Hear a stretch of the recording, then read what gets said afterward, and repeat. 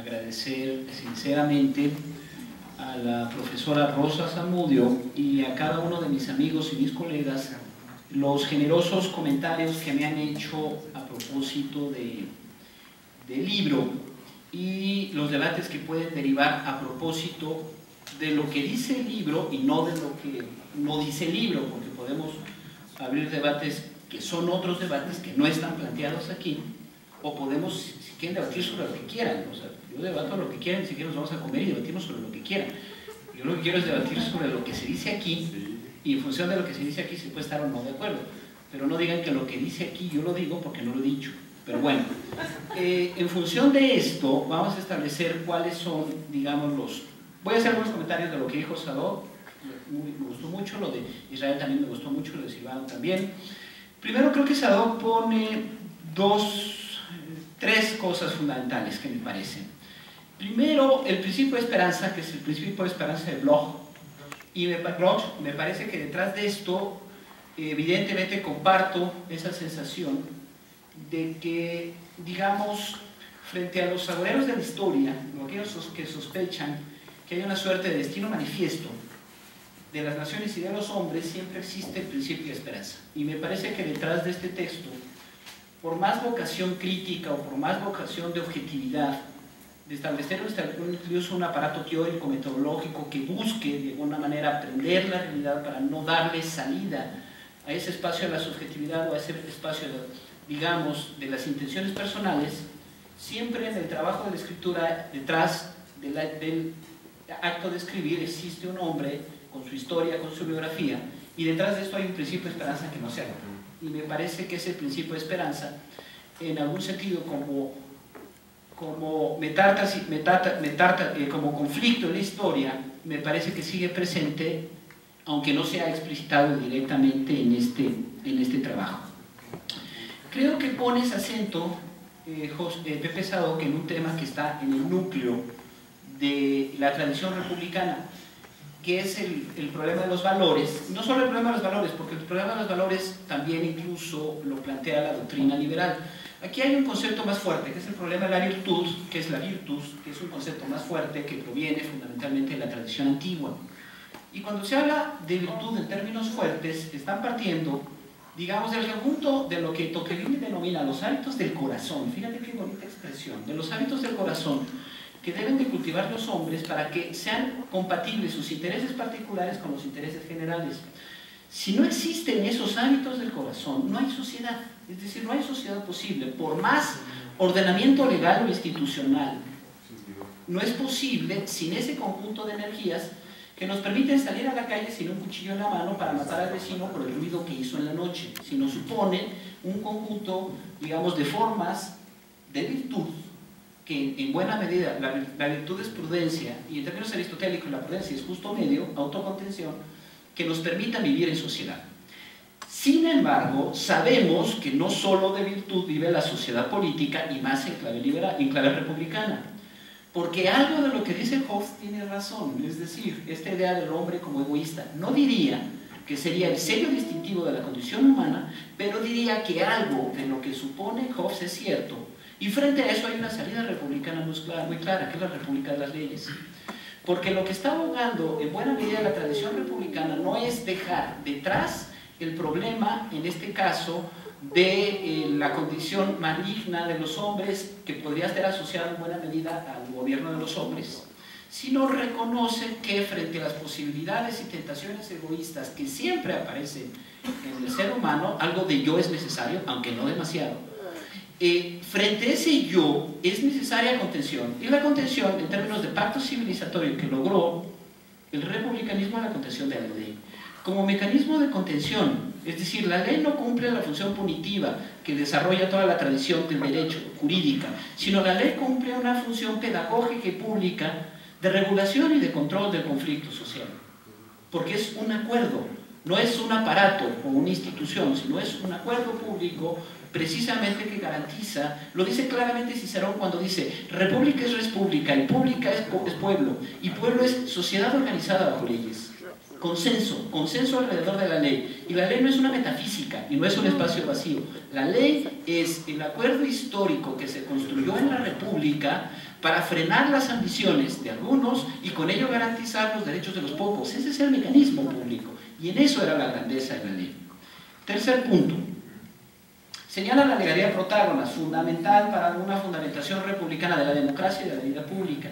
Porque en el mito de Protágoras se parte de la idea de que se repartió a los hombres por igual el valor de la prudencia, y el valor de la prudencia como juicio político. Y si todos los hombres tenemos juicio político, entonces la soberanía es popular. Esto pondría en tela de juicio el principio de tiranía y el principio precisamente de aristocracia. Una discrepancia, estoy de acuerdo. Creo que cuando hablé, en el caso de México, no advertí uno de los problemas centrales y sería uno de los capítulos futuros del libro, que es el problema de la desigualdad. Por supuesto, porque pongo acento en alguna manera en este que llamo la desrepublicanización de la vida pública, y pongo acento, se pone en el último capítulo el problema de la desigualdad, que es el gran problema de México, ¿no? Piketty lo advierte a nivel mundial, el problema brutal de la desigualdad del mundo, y en México, bueno, el que tengamos al hombre más rico del mundo y un conjunto de miserables, no en términos morales, sino en términos materiales, lo advierte precisamente como problema central. Estoy de acuerdo. Israel, me gustó mucho tu lectura porque es una lectura externa, es decir, es una lectura que puede ver el mismo problema, pero bajo otros anteojos, que es la mirada sociológica. Ahora, tú recuerda que el concepto de politeia, que es el concepto antiguo, era la vieja idea de política, en donde política era sociedad. Ya después, en el pensamiento moderno, la categoría general es la categoría de sociedad, y la política aparece como uno de sus campos. Tú te basas de un autor que, digamos, es muy potente para interpretar la sociedad, que es Niklas Luhmann, para reconocer el carácter, digamos, de que la sociedad ya es policéntrica. Es más, tendríamos que concebir a las sociedades sin centro. Me parece, digamos, dos lecturas externas a tu lectura, porque no soy lector de Luhmann. La primera de ellas es que si tú llevas ese argumento al extremo, estamos hablando de la sociedad sin sujetos. Pareciera ser que son simples y sencillamente sistemas los que operan. Y la crítica que hace Habermas a Luhmann es fundamentalmente, ¿y dónde está el sujeto? Porque en tu sistema, en donde todo es autopoiesis, ¿dónde aparece el ciudadano y dónde aparece el sujeto? Y además es una lectura muy externa a mi republicanismo, porque el conservadurismo de Luhmann, a pesar de su potencia explicativa, en ese sentido no lo comparto, y en algún momento el mismo Habermas se lo plantea, pero planteas en ese sentido problemas muy importantes, porque tú dices, y tu argumento es potente, no lo menosprecio, me parece muy importante. Tú sigues concebiendo al Estado en el viejo sentido del centro ordenador del orden social. Ese es tu argumento. Y lo que hay que considerar es que eso que tú dices ya no existe. Hay dos matices. Primero, con respecto a cómo definimos al Estado, y después cuál es el lugar que juega el Estado en sociedades no desarrolladas, es decir, en sociedades en donde los procesos de diferenciación estructural y funcional no son tan claros. Porque el modelo lomoniano de diferenciación funcional estructural que abreva de Parsons opera en su forma pura en sociedades desarrolladas capitalistas. En el marco de sociedades en donde el Estado, la diferenciación Estado-sociedad, la diferenciación Estado y economía no aparece muy claro, tú operar ese sistema enfrenta ciertas dificultades. Ahora bien, si nosotros definimos al Estado, cuando tú estás hablando del Estado, en términos luhmannianos yo no comparto esa definición, porque yo concibo al Estado como relación. Es decir, no reduzco al Estado a aparato de gobierno y no reduzco al Estado a institución administrativa, o no reduzco al Estado, que esa es la definición de la que abreva en buena medida Silvano, como constitución, pero no constitución como politeia, sino constitución como un conjunto de leyes, como gobierno. No, el Estado es una gran relación social. Y esa relación social, que es una relación entre gobernantes y gobernados, entre las distintas clases y grupos que componen la fracción social y las élites políticas, económicas y culturales dominantes, tiene ciertas concreciones específicas. Y lo que ha advertido en buena medida O'Donnell es que ese Estado, como relación social, ha tenido diferentes metamorfosis. Y las metamorfosis de ese Estado están asociados a la erosión de esa relación social. Cuando hablo de pérdida del Estado, lo contextualizo históricamente en el capítulo segundo. no es gratuito que el Estado esté en el estado en el que se encuentra. Si nosotros entendemos el conjunto de reformas neoliberales que se llevaron en la vida pública, que llevaron a la erosión de las funciones de regulación social del Estado como relación, aunque era un Estado arbitrario y autoritario, ese Estado desapareció, porque toda la ola neoliberal significó reducción del tamaño del Estado y reducción de sus funciones. ¿A qué quedó reducido? Aparato administrativo, que ya no gobierna nada. Ahora bien, el hecho de que no gobierne nada me lleva entonces republicanamente a qué necesitamos. Pero tú te estarías refiriendo a la dimensión institucional que ya le hace falta. No solo a la dimensión institucional. Y simbólica. Y simbólica. Pero eso, en mi perspectiva, está por encima de la relación. No es solo la... Bueno, estoy hablando de una relación social que supone la reconstitución de las 4 dimensiones constitutivas de lo que O'Donnell ha identificado los estados latinoamericanos a partir de la década de los 90. Una dimensión que es propiamente institucional, una dimensión que concibe al Estado como sistema jurídico, una dimensión que concibe al Estado como mecanismo de acceso y de salida, que tiene que ver fundamentalmente en la relación con el mercado, y una dimensión del Estado que tiene que ver precisamente como mecanismo simbólico de unidad de la sociedad a partir de un conjunto de valores compartidos. Eso está absolutamente fraccionado. ¿Cómo lo resolvemos? Tu diagnóstico es pesimista, la sociedad es descentrada, el Estado ya no existe. Mi diagnóstico es, el Estado es una relación social.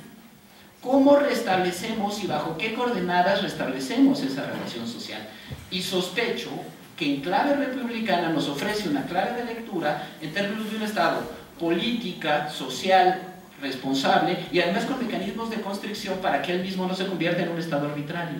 Si tú reduces el Estado a aparato administrativo, nos sometemos a los problemas que tú dices, pero yo no lo reduzco a eso. El Estado es una gran relación y lo tenía claro Maquiavelo. El Maquiavelo no del príncipe, sino el Maquiavelo de los discursos. Porque cuando Maquiavelo de los discursos habla, dice, el Estado es la creación histórica de la Roma antigua que garantizó el equilibrio de los intereses entre los grupos distintos, sociedad, a partir del pacto que se estableció en el equilibrio constitucional, gobierno, cónsul, senado y tribunos, es decir, distribución social del poder, y derecho como, ¿cómo le damos salida al conflicto? No bajo la hegemonía de un hombre, sino en el consenso alrededor de la ley, juris consensus. Eso es relación social. Si entendemos al Estado como relación social, entonces admitiría quizás cierta nostalgia del Estado, que esa es un poco la sospecha que tú me estás planteando, pero plantearía que es relación entre Estado y sociedad. Ahora bien, tú dices Estado sin soberanía, ese es un oxímoron, Silvana.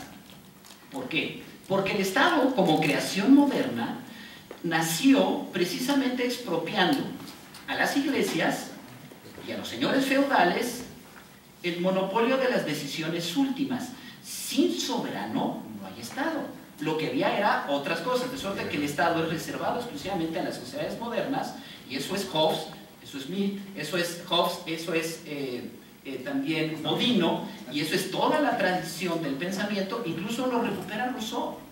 Ninguna tradición, ni liberal ni republicana, están casadas con el problema de la soberanía. Lo que discute es en quién descansa la soberanía y qué tipo de soberanía estamos hablando. El republicanismo sabe que la soberanía está en el pueblo, porque es mejor que gobiernen los muchos a los pocos, es decir, es un republicanismo democrático. Pero sabe que esa soberanía, y no está pensando en el decisionismo smithiano, que es el uno, sabe que esa soberanía tiene que ejercerse de forma impersonal, es decir, bajo la fuerza de la ley. ¿Por qué? Porque resuelve, bajo la forma impersonal, el carácter universal de los derechos, que es la preocupación central que tú adviertes como un buen defensor y un buen teórico de los derechos humanos. El carácter universal de los derechos está precisamente en que la soberanía del pueblo descansa precisamente en el caso de la ley. Ahora bien, planteas otro problema, Silvano, que no está en mi texto, aunque colateralmente se puede plantear, que es el problema de tu experiencia, y es una experiencia muy valiosa. Dices, ¿Cómo resolvemos en términos de las distintas generaciones de los derechos, de derechos civiles, derechos políticos y derechos sociales, cómo articulamos un discurso universal que le dé validez a cada uno de ellos en el marco de una constitución y en el marco de emergencia de nuevos derechos no reconocidos? ¿Cómo lo hacemos? Aquí hay una clave de lectura, no digo que sea la única, pero hay una clave de lectura para resolver este problema. Republicanamente se resuelve a través de lo que se llama libertad como no dominación. Dice derecho a la existencia social. Si no hay derecho a la existencia social, que el derecho a la existencia social es salud, educación, vivienda, no podemos resolver los demás derechos. Es decir, si yo no tengo para comer, si yo no tengo para dormir, si yo no tengo para vivir, ¿cómo me puedo expresar libremente? ¿Y cómo puedo votar libremente si estoy dispuesto a vender mi libertad por un plato de lentejas? Eso es México. Corporativismo y clientelismo. Ahora bien, no es condición suficiente, por supuesto. ¿Por qué? Porque aquellas sociedades que pretendieron históricamente resolver el derecho a la existencia social acabaron sacrificando el reino de las libertades civiles y libertades políticas. De suerte que si pensamos nosotros el derecho como un sistema integral, toda la tradición del constitucionalismo le llama el coto vedado. Si pensamos nosotros como ese coto vedado en su dimensión civil, política y social, establecemos las condiciones mínimas. Eso lo hizo, eso lo plantea en términos la República. Ahora bien, ¿qué país tenemos frente al discurso? Un desastre absoluto. Es decir, no tenemos ni liberal, o sea, lo dijo muy claro Escalante cuando planteó Ciudadanos Imaginarios, es decir, se diseñó la Constitución del 57 para un país que no existía. Se diseñó la Constitución del 17, derechos sociales, para recuperar la parte social, pero un país cruzado por caudillos, caciques y relaciones corporativas. No existía.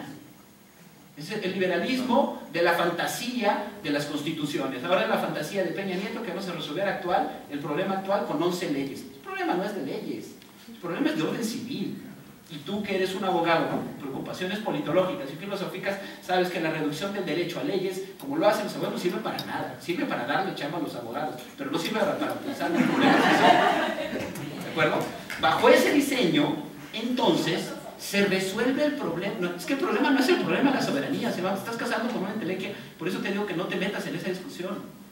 O sea, te metes en una discusión que es como discutir que le falta el oxígeno al agua. ¿Por qué? Porque sin oxígeno al agua no es agua. A ver, una pequeña emoción. Bueno, cierro si quieres la intervención. Por supuesto. Déjame cerrar y después discutir. Ya vamos a discutir a la comida si quieres. Pero bueno, más allá de esto, festejo sus comentarios, me emocionan sus comentarios porque aprendo mucho de ellos y también desaprendo mucho de ellos y estoy muy contento con sus comentarios. Muchas gracias.